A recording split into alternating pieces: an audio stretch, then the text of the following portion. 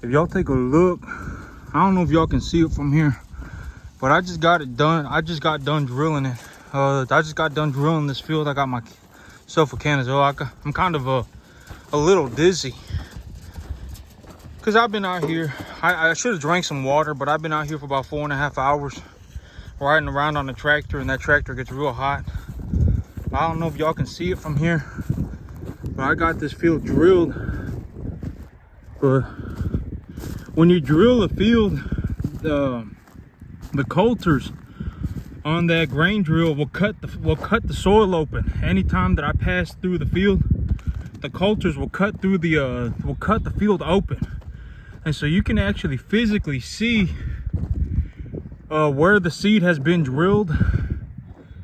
And so it's, you know, drilling it. I don't know if y'all can tell, but the soil up here is a different color than the soil back there.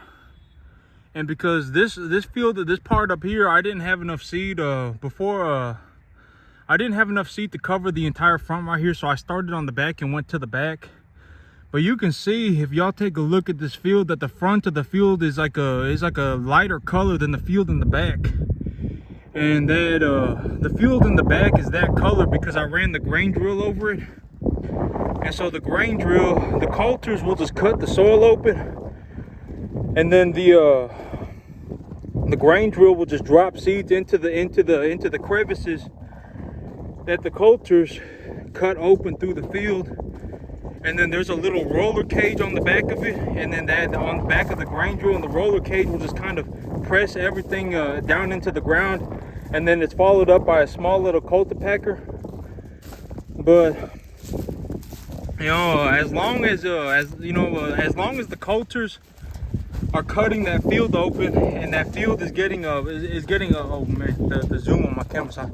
As long as the coulters are cutting that field open and the seeds are being dropped into it, when it rains, the rain will push that soil all back together, and so it'll break the soil up into a whole bunch of little chunks.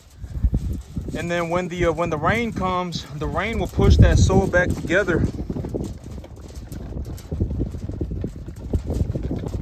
And when that rain pushes that soil back together, it will put the seed on the ground. It will cover the seed with soil.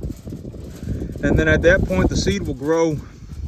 These animals, I am realizing that these animals are barely touching their hay.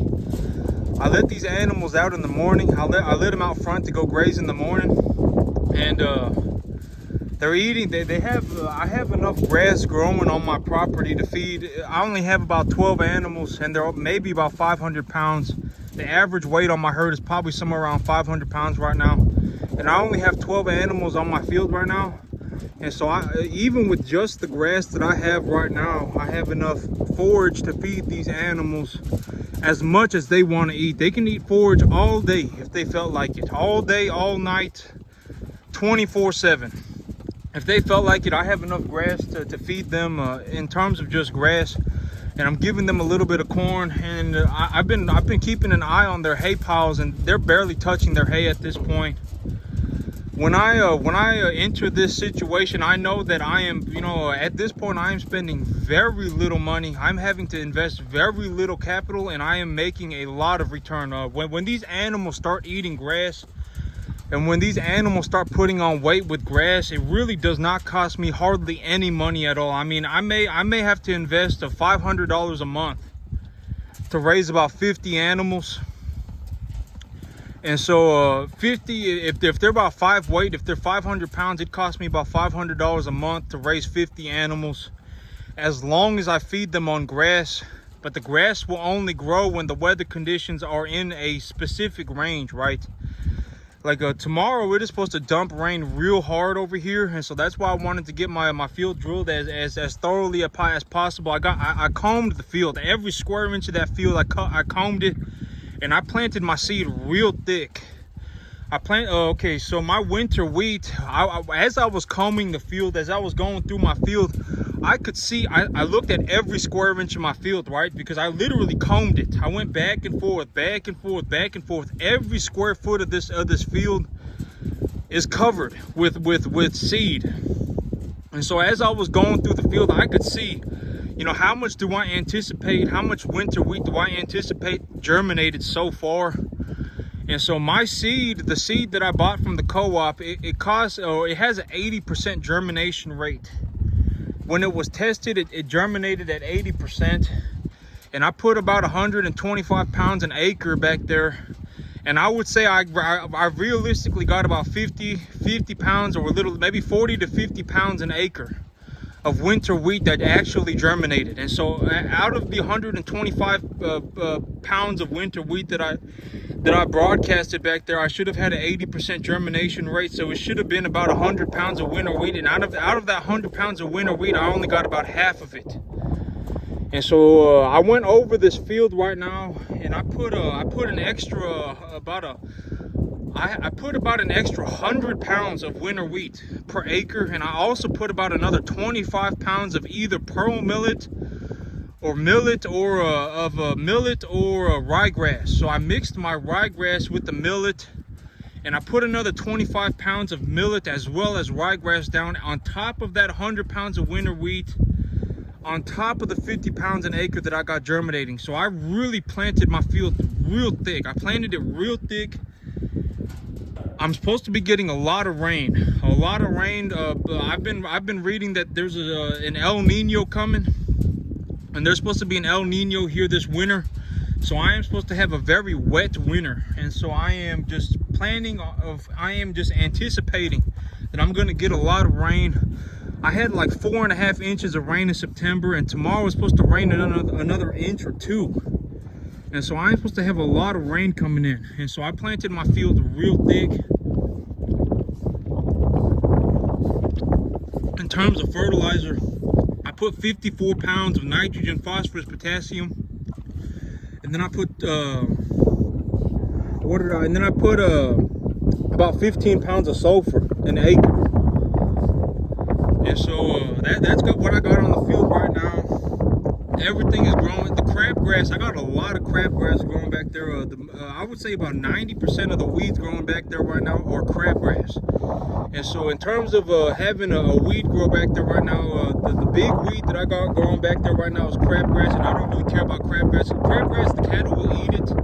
It does have, it's not like a super woody plant. The cattle will go around and eat it.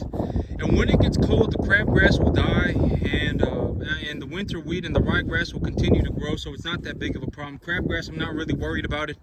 I'm not going to go and cover my field in glyphosate to get rid of the crabgrass, right? I'm not going to go and plow my field up to get rid of crabgrass.